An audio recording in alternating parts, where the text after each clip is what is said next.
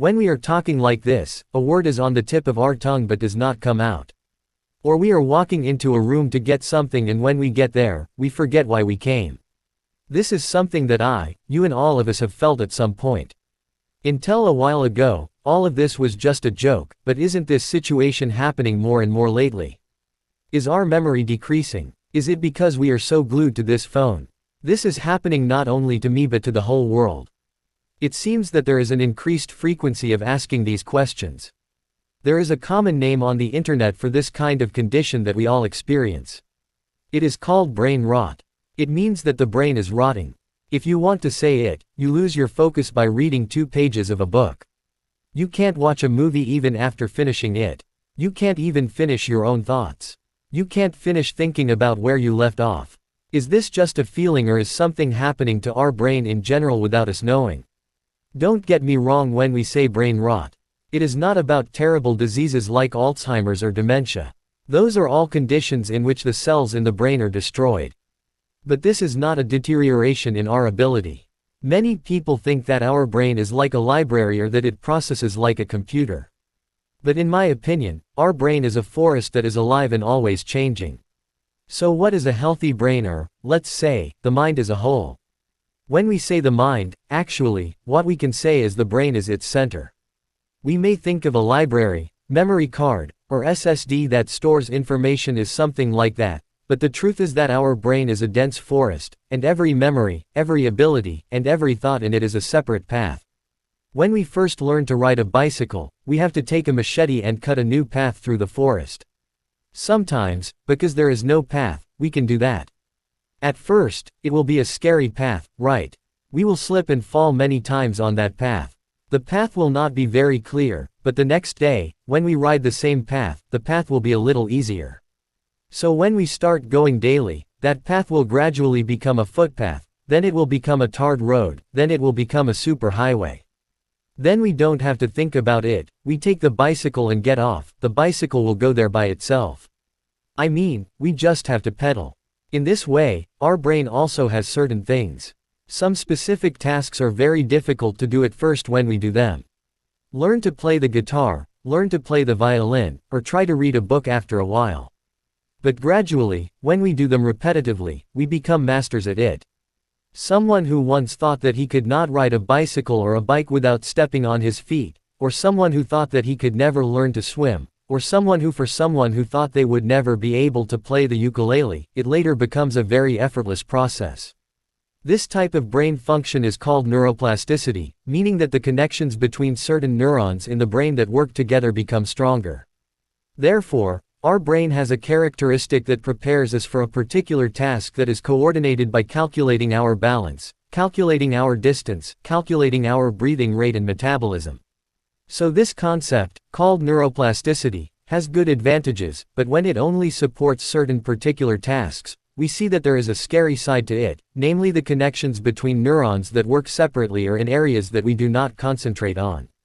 It will gradually disappear. There are many skills that we have acquired over the years that we were born with, lying there as a precise path, but when we do not invest in them and invest more time in something else, the brain will only be activated for new things and we will see that the old parts of the path are gradually destroyed like the paths that are left unused. Grass and vines will grow there and that path will gradually disappear. In our brain, neurons are strengthened in such a way that they decide which paths are needed and which are not. These cells called microglia come and cut off the unused paths. We can say figuratively that synaptic pruning refers to the termination of the function of neural connections that we do not need. The brain always uses energy in a very conservative way because the brain uses 20% of the energy of our body, so it decides exactly where it is needed and where it is not needed.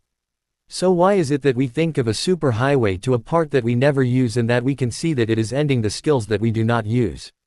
So if that is the case, this brain rot is ours. We train ourselves to travel only on a single, straight, never-ending superhighway, where an algorithm works for us, leaving all the beautiful and challenging paths in our minds. We just scroll through them without putting any effort. People who have lost concentration can't even watch this video for so long. Their neuroplasticity is often created through over-the-phone use. Then the forest in our minds starts covering all other roads. We have very few roads left to travel. I'm not just saying this figuratively or poetically. In reality, we can see the process of all the roads where we can do good things turning into forests.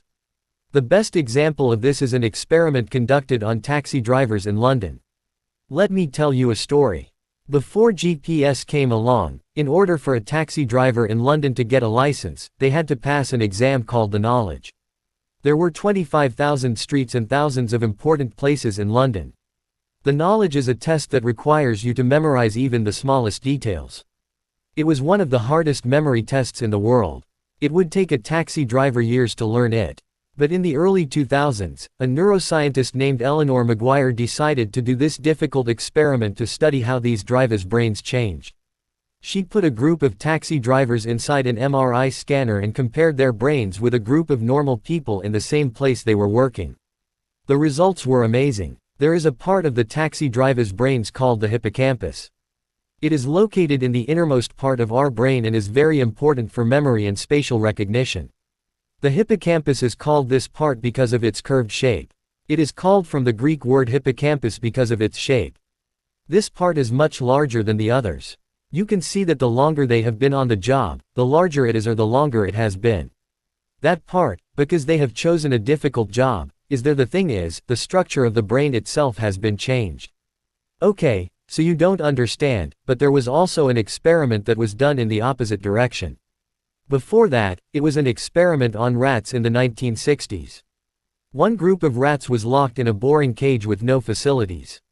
Another group was put in a cage that was like a Disneyland with toys, ladders, tunnels, and so on. After a few months, these two rats were released. When we examined the brains of both groups, the difference was very large. We could see that the neural connections and the thickness of the brains of the rats that lived in a place like Disneyland were much greater. New connections were formed in their brains. But the brain growth of the rats that lived in the boron cage was stunted. This is where we need to ask ourselves a question. Isn't that never-ending scrolling on our phones a cognitive Disneyland? Or is it a digital cage? We know that the environment we live in shapes our brains. But our digital world is not made for our good. It is to capture our attention. Our attention is a very fragile thing. Do you want to know how it works? In 1999, Daniel Simons and Christopher Champs conducted their famous invisible gorilla experiment. They showed a video and asked the participants to count how many times the team wearing the white shirt passed the basketball. It's a simple task that requires a lot of attention. But in that video, while that incident was happening, a person dressed as a gorilla walked into the middle of that game, punched him in the chest, and then walked back. But after telling him what the survey results were, half of the people who watched that video didn't remember seeing that gorilla. They were so focused on counting the passes that their brains edited out the reality even though a gorilla walked across the screen. This is what is commonly called attention blindness. What this proves is that our brains don't work like a camera. It doesn't just keep recording. Instead, the brain uses the process we normally call vision to paint a picture of what it thinks is important. Another phenomenon like this is called change blindness. Someone is asking someone for directions. So I'm the person and someone is asking me for directions. So, while I was trying to tell him the way, two people were passing between me and him with a door. Then our conversation was interrupted. But in the middle of this interrupted conversation, someone secretly came from behind the person passing through the door and the person who was talking passed through the door. After that, when the door was passed, another person was talking to me.